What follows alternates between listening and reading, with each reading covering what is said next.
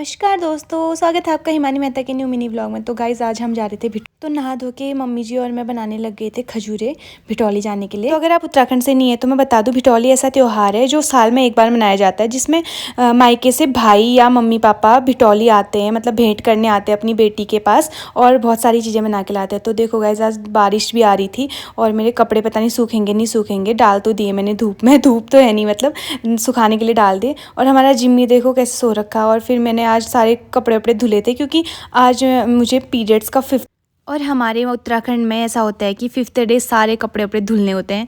तो गैस सारा काम हो चुका था और मैं रेडी हो चुकी थी बुआ जी लोगों के वहाँ जाने के लिए। मैं, मम्मी जी और पापा जी बुआ जी के वहाँ जा रहे थे और हमको छोड़ रहे थे यार चाचा जी। और बारिश तो इतनी तेज़ हो रही थी बाहर, क्या ही बताएं। मैं तो दौड़ दौड़ के आई और मम्मी जी छाता लेके आई। तो फिर हम चल दिए थे बुआ जी के वहाँ। छोटी बुआ जी को हमने रास्ते में ही भिटौली दे दिया था क्योंकि छोटी बुआ जी के घर पे उनके ससुर जी की डेथ हुई थी हाल में ही, इस वजह से उनके घर नहीं गए। तो फिर हम पहुँच गए थे बड़ी बुआ जी के वहाँ। तो बड़ी बुआ जी फूफा जी थे घर पे और भानु और मुकेश भैया, मतलब बुआ जी के बच्चे नहीं थे घर पे, वो जॉब करते हैं तो वो ड्यूटी गए हुए थे। और बुआ जी बना रही थी फिर हमारे लिए खाना।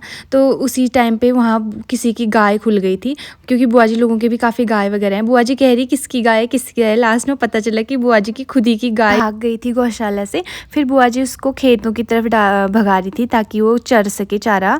और फिर बुआ जी ने बनाया था हमारे लिए टेस्टी टेस्टी खाना और फिर सर्व कर दिया था सबको। पापा जी तो यहाँ भी टीवी के सामने ही खा रहे थे और हम लोगों का भी लगा दिया था खाना। बुआ जी ने बहुत चीज़ें बनाई थी बुआ जी ने आज। फिर उसके बाद भिटौली के लिए जो भी सामान लाए थे मम्मी जी पापा जी हम लोग, वो मम्मी जी एक एक करके बुआ जी को देने लग गई। तो गाइस आपके वहाँ भी अगर ऐसी भिटौली मनाते हैं तो बताना ज़रूर कमेंट करके।